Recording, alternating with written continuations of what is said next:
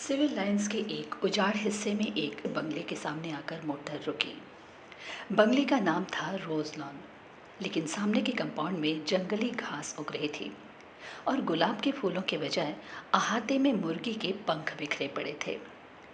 रास्ते पर भी घास उगाई थी और फाटक पर, जिसके एक खंभे की कार्निस टूट चुकी थी, बजाय लोहे के दरवाजे के दो आड़े बांस लगे हुए थे। फाटक के एक ओर एक छोटा सा लकड़ी का नाम पटल लगा था, जो कभी काला रहा होगा, लेकिन जिसे धूल, बरसात और हवा ने चितकबरा बना दिया था। चंदर मोटर से उतरकर उस बोर्ड पर लिखे हुए अधमिटे सफ़ेद अक्षरों को पढ़ने की कोशिश करने लगा, और जाने किसका मुंह देखकर सुबह उठा था कि उसे सफलता भी मिल गई। उस पर लिखा था AF डिक्रूज। उसने जेब से लिफाफा निकाला और पता मिलाया। लिफाफे पर लिखा था मिस P डिक्रूज। यही बंगला है, उसे संतोष हुआ। हॉर्न दो, उसने ड्राइवर को कहा। ड्राइवर ने हॉर्न दिया, लेकिन किसी का बाहर आना तो दूर, एक मुर्गा जो अहाते में कुड़कुड़ा रहा था, उसने मुड़कर बड़े संदेह और त्रास से चंदर की ओर देखा और उसके बाद पंख फड़फड़ाते हुए, चीखते हुए जान छोड़कर भागा। बड़ा मनहूस बंगला है, यहाँ आदमी रहते हैं या प्रेत? कपूर ने ऊब कर कहा और ड्राइवर से बोला, जाओ तुम, हम अंदर जाकर देखते हैं। अच्छा हुजूर, सुधा बीबी से क्या कह देंगे? कह देना पहुंचा दिया। कार मुड़ी और कपूर बांस फांद कर अंदर घुसा। आगे का पोर्टिको खाली पड़ा था और नीचे की ज़मीन ऐसी थी जैसे कई साल से उस बंगले में कोई सवारी गाड़ी न आई हो। वो बरामदे में गया। दरवाजे बंद थे और उन पर धूल जमी थी। एक जगह चौखट और दरवाजे के बीच में मकड़ी ने जाला बुन रखा था। ये बंगला खाली है क्या? कपूर ने सोचा। सुबह 8:30 बजे ही वहाँ ऐसा सन्नाटा छाया था कि दिल घबरा जाए। आसपास चारों ओर आधे फरलांग तक कोई बंगला नहीं था। उसने सोचा बंगले के पीछे की ओर शायद नौकरों की झोपड़ियाँ हों। वो दाएं बाजू से मुड़ा और खुशबू का एक तेज झोंका उसे चूमता हुआ निकल गया।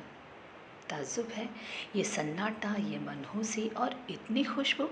कपूर ने कहा और आगे बढ़ा तो देखा कि बंगले के पिछवाड़े गुलाब का एक बहुत खूबसूरत बाग है। कच्ची रविशें और बड़े बड़े गुलाब, हर रंग के। वो सचमुच रोज लॉन था। वो बाग में पहुंचा। उधर से भी बंगले के दरवाजे बंद थे। उसने खटखटाया, लेकिन कोई जवाब नहीं मिला। वो बाग में घुसा कि शायद कोई माली काम कर रहा हो। बीच बीच में ऊंचे ऊंचे जंगली चमेली के झाड़ थे और कहीं कहीं लोहे की छड़ों के कटघरे।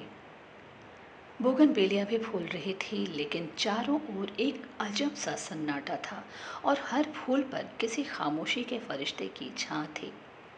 फूलों में रंग था, हवा में ताजगी थी, पेड़ों में हरियाली थी, झोंकों में खुशबू थी, लेकिन फिर भी सारा बाग एक ऐसे सितारों का गुलदस्ता लग रहा था जिनकी चमक, जिनकी रोशनी और जिनकी ऊंचाई लुट चुकी हो। लगता था जैसे बाग का मालिक मौसमी रंगीनी भूल चुका हो, क्योंकि नाटाशियम या स्वीट पी या फ्लास्क कोई भी मौसमी फूल न थे, सिर्फ गुलाब थे और जंगली चमेली थी और बोगनवेलिया थी जो सालों पहले बोए गए थे। उसके बाद उन्हीं की काट छांट पर बाग चल रहा था। बागवानी में कोई नवीनता और मौसम का उल्लास न था। चंदर फूलों का बेहद शौकीन था। सुबह घूमने के लिए उसने दरिया किनारे के बजाय अल्फ्रेड पार्क चुना था, क्योंकि पानी की लहरों के बजाय उसे फूलों के बाग के रंग और सौरभ की लहरों से बेहद प्यार था। और उसे दूसरा शौक था कि फूलों के पौधों के पास गुजरते हुए हर फूल को समझने की कोशिश करना। अपनी नाजुक टहनियों पर हंसते मुस्कुराते हुए ये फूल जैसे अपने रंगों की बोली में आदमी से जिंदगी का जाने कौन सा राज कहना चाहते हैं।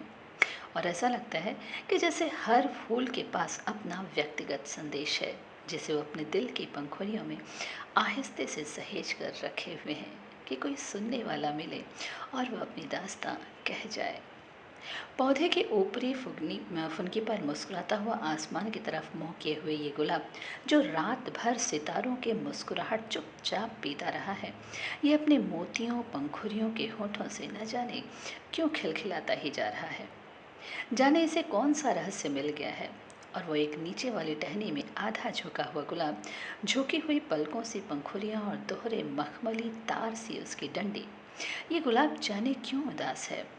और ये दुबली पतली लंबी सी नाजुक कली जो बहुत सावधानी से हरा आंचल लपेटे है और प्रथम ज्ञात यौवना की तरह लाज में जो सिमटी तो सिमटी ही चली जा रही है, लेकिन जिसके यौवन की गुलाबी लपटें 7 हरे पर्दों में से झलकी ही पड़ती हैं, झलकी ही पड़ती हैं। और फारस के शहजादे जैसा शान से खिला हुआ पीला गुलाब। उस पीले गुलाब के पास आकर चंदर रुक गया और झुक कर देखने लगा। कार्तिक पूनों के चांद से झरने वाले अमृत को पीने के लिए व्याकुल किसी सुकुमार भावुक परी की फैली हुई अंजलि के बराबर बड़ा सा वो फूल जैसे रोशनी बिखेर रहा था। बोगनवेलिया के कुंज से छनकर आने वाली तोता पंखी धूप ने जैसे उस पर धान पान की तरह खुशनुमा हरियाली बिखेर दी थी।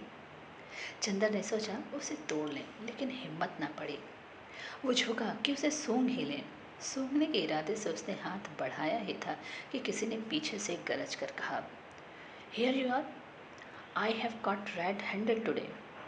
ये तुम हो, आज तुम्हें मौके पर पकड़ पाया हूँ। और उसके बाद किसी ने अपने दोनों हाथों में जकड़ लिया और उसकी गर्दन पर सवार हो गया। वो उछल पड़ा और अपने को छुड़ाने की कोशिश करने लगा। पहले तो वो कुछ समझ नहीं पाया। अजब रहस्यमय है ये बंगला।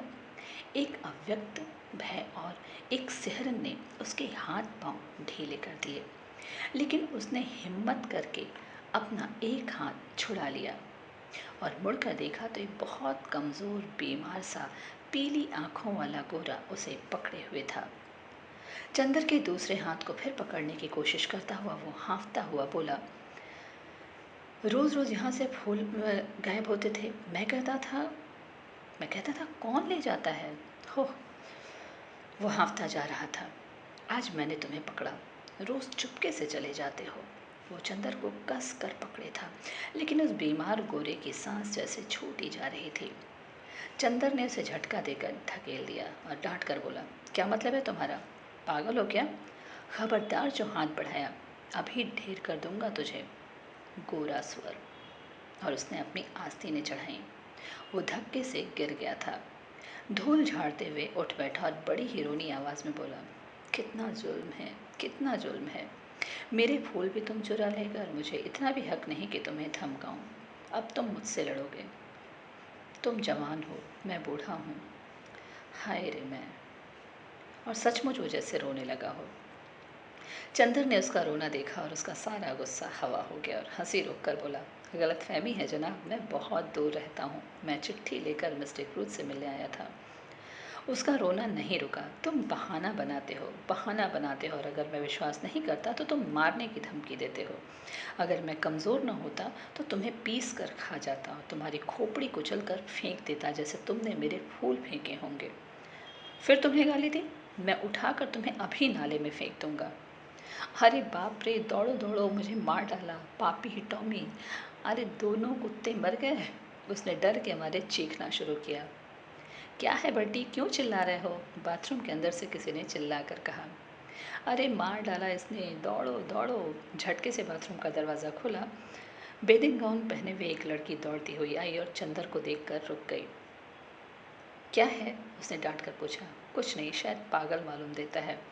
ज़बान संभाल कर बोलो, वो मेरा भाई है। ओह, कोई भी हो, मैं मिस्टर क्रूज से मिलने आया था। मैंने आवाज़ दी तो कोई नहीं बोला। मैं बाग में घूमने लगा। इतने में इसने मेरी गर्दन पकड़ ली। ये बीमार और कमज़ोर है, वरना अभी गर्दन दबा देता। गोरा उस लड़की के आते ही फिर तनकर खड़ा हो गया, दांत पीस कर बोला, अरे मैं तुम्हारे दांत तोड़ दूंगा, बदमाश कहीं का। चुपके चुपके आया और गुलाब तोड़ने लगा। मैं चमेली के झाड़ के पीछे छिपा देख रहा था। अभी मैं पुलिस बुलाती हूँ, तुम देखते रहो बर्टी से, मैं फ़ोन करती हूँ, लड़की ने डांटते हुए कहा। अरे भाई, मैं मिस्टर क्रूज से मिलने आया हूँ। मैं तुम्हें नहीं जानती, झूठा कहीं का। मैं मिस्टर क्रूज हूँ। देखिए तो एक खत। लड़की ने खत खोला और पढ़ा, और एकदम उसने आवाज़ बदल दी। छी बर्टी, तुम किसी दिन पागल खाने जाओगे। आपको डॉक्टर शुक्ला ने भेजा है। तुम तो मुझे बदनाम करा डालोगे। उसकी शक्ल और भी रोनी हो गई। मैं नहीं जानता था, नहीं जानता था, उसने और भी घबरा कर कहा। माफ़ कीजिएगा, लड़की ने बड़े मीठे स्वर में साफ हिंदुस्तानी में कहा। मेरे भाई का दिमाग ज़रा ठीक नहीं रहता जब से इनकी पत्नी की मौत हो गई। इसका मतलब ये नहीं कि ये किसी भले आदमी की इज्जत उतार दें। चंदर ने बिगड़ कर कहा, देखिए बुरा मत मानिए, मैं इनकी ओर से माफ़ी मांगती हूँ। आइए अंदर चलिए। उसने चंदर का हाथ पकड़ लिया। उसका हाथ बेहद ठंडा था। वो नहा कर आ रही थी। उसके हाथ के उस तुषार स्पर्श से चंदर सिहर उठा और उसने हाथ झटक कर कहा, अफसोस आपका हाथ तो बर्फ है। लड़की चौंक गई। वह सद्य स्नाता सहसा सचेत हो गई और बोली, अरे शैतान तुम्हें ले जाए बर्डी, तुम्हारे पीछे मैं वेडिंग गाउन में भाग गई। और वेडिंग गाउन के दोनों कॉलर पकड़कर उसने अपनी खुली गर्दन ढकने का प्रयास किया और फिर अपनी पोशाक पर लज्जित होकर भागी। अभी तक गुस्से के मारे चंदर ने इस पर ध्यान ही नहीं दिया था, लेकिन उसने देखा कि वो 23 बरस की दुबली पतली तरुणी है। लहराता हुआ बदन, गले तक कटे हुए बाल, एंग्लो इंडियन होने के बावजूद गोरी नहीं है। चाय की तरह वो हल्की पतली भूरी और तुर्श थी। भागते वक्त ऐसी लग रही थी जैसे छलकती हुई चाय। इतने में वो गोरा उठा और चंदर का कंधा छूकर बोला, माफ़ करना भाई, उससे मेरी शिकायत मत करना। असल में ये गुलाब मेरी मृत पत्नी की यादगार है। जब इनका पहला पेड़ आया था तब मैं इतना ही जवान था जितने तुम, और मेरी पत्नी उतनी ही अच्छी थी जितनी पम्मी। कौन पम्मी? ये मेरी बहन प्रमिला डिक्रूज़। ओह, कब मरी आपकी पत्नी? माफ़ कीजिएगा, मुझे भी मालूम नहीं था। हाँ, मैं बड़ा अभागा हूँ, मेरा दिमाग कुछ ख़राब है। देखिए, कहकर उसने झुककर अपनी खोपड़ी चंदर के सामने कर दी और बहुत गिड़गिड़ा कर बोला, पर कौन मेरे फूल चुरा ले जाता है? अपनी पत्नी की मृत्यु के बाद 5 साल से मैं इन फूलों को संभाल रहा हूँ। हाय रे मैं। जाइए, पम्मी बुला रही है। पिछवाड़े के सहन का बीच का दरवाज़ा खुल गया था और पम्मी कपड़े पहनकर बाहर झांक रही थी। चंदर आगे बढ़ा और गोरा मुड़कर अपने गुलाब और चमेली की झाड़ी में खो गया। चंदर गया और कमरे में पड़े हुए एक सोफा पर बैठ गया। पम्मी टॉयलेट कर चुकी थी और एक हल्की फ्रांसीसी खुशबू से महक रही थी। शैम्पू से धुले हुए रूखे बाल जो मचल पड़ रहे थे, खुशनुमा आसमानी रंग का एक पतला चिपका हुआ झीना ब्लाउज और ब्लाउज पर एक फ्लैनेल का फुल पैंट जिसके 2 गेटिस कमर, छाती और कंधे पर चिपके हुए थे। होठों पर एक हल्के लिपस्टिक की झलक मात्र थी और गले तक बहुत हल्का पाउडर जो बहुत नज़दीक से ही मालूम होता था। लंबे नाखूनों पर हल्की गुलाबी पेन और वो आई निसंकोच भाव से उसी सोफे पर कपूर के बगल में बैठ गई और बड़ी मुलायम आवाज़ में बोली, मुझे बड़ा दुख है मिस्टर कपूर, आपको बहुत तवालत उठानी पड़ी। चोट तो नहीं आई? नहीं नहीं, कोई बात नहीं। कपूर का सारा गुस्सा हवा हो गया। कोई भी लड़की निसंकोच भाव से इतनी अपनायत से सहानुभूति दिखाए और माफ़ी मांगे तो उसके सामने कौन पानी पानी नहीं हो जाएगा। और फिर वह भी तब जबकि उसके होठों पर न केवल बोली अच्छी लगती हो वरन लिपस्टिक भी इतनी प्यारी हो। लेकिन चंदर की एक आदत थी, और चाहे कुछ ना हो कम से कम वो ये अच्छी तरह जानता था कि नारी जाति से व्यवहार करते समय कहाँ पर कितनी ढील देनी चाहिए, कितना कसना चाहिए, कब सहानुभूति से उन्हें झुकाया जा सकता है और कब अकड़ कर। इस वक्त जानता था कि इस लड़की से वो जितनी सहानुभूति चाहे ले सकता है अपने अपमान के हर जाने के तौर पर। इसलिए कपूर साहब बोले, लेकिन मिस्टर क्रोज, आपके भाई बीमार होने के बावजूद बहुत मजबूत हैं। उफ, गर्दन पर जैसे अभी तक जलन हो रही है। ओहो, सचमुच मैं बहुत शर्मिंदा हूँ, देखूँ। और कॉलर हटाकर उसने गर्दन पर अपनी बर्फीली उंगलियाँ रख दी। लाइए लोशन मल दूँ मैं? धन्यवाद धन्यवाद, इतना कष्ट ना कीजिए, आपकी उंगलियां गंदी हो जाएंगी, कपूर ने बड़ी शालीनता से कहा। पम्मी के होठों पर एक हल्की सी मुस्कुराहट, आंखों में हल्की सी लाज और वक्ष में एक हल्का सा कंपन दौड़ गया। ये वाक्य कपूर ने चाहे शरारत में ही कहा हो, लेकिन कहा इतने शांत और संयत स्वरों में कि पम्मी कुछ प्रतिवाद भी न कर सकी।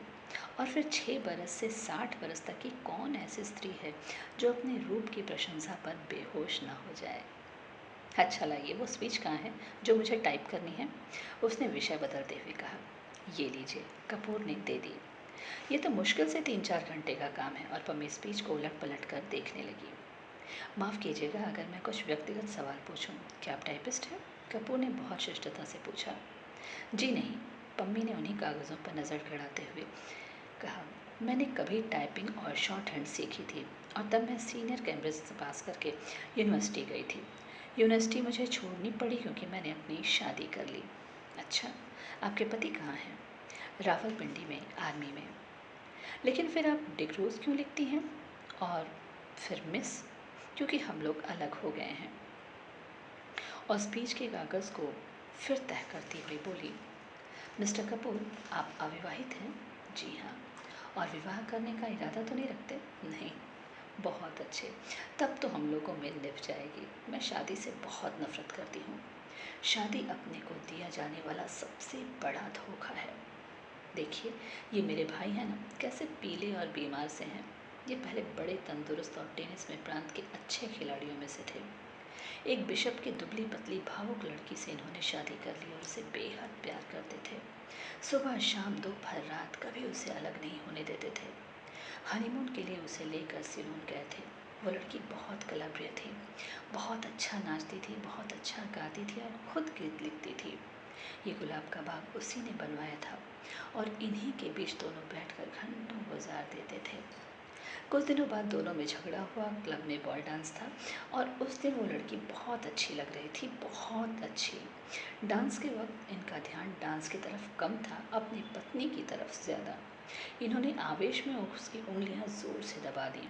वो चीख पड़ी और सभी इन लोगों की ओर देखकर हंस पड़े।